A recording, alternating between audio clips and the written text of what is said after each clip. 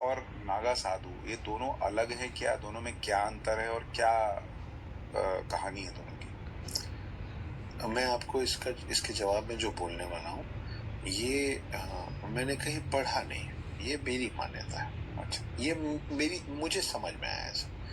मुझे ऐसा लगता है कि जो अघोरी हैं वो शिव को प्राप्त करने की कोशिश कर रहे हैं अपने एक अलग पद्धति से, उस पे हम वापस आएंगे।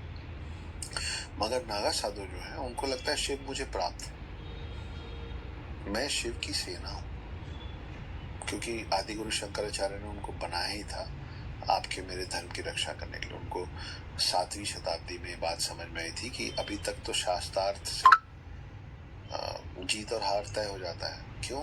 क्योंकि उस समय ये हिंदुस्तान था, कोई और था नहीं ना।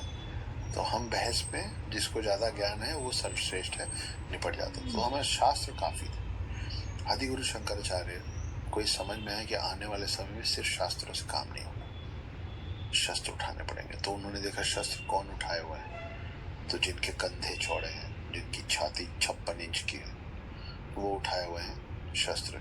लेकिन उस समय वो लोग जो थे, जो शस्त्र उठाए हुए थे, वो प्रजा के लिए, वो कन्फाइंड लैंड है ना, ये मेरा एम्पायर है, मैं इसके लिए लड़ूंगा, ये मेरी महिलाएं, मैं इसके लिए लड़ूंगा, ये मेरा खजाना है, ये मेरा महल है, मैं इसके लिए लड़ूंगा, है ना। हिंदुत्व के लिए कौन लड़ेगा?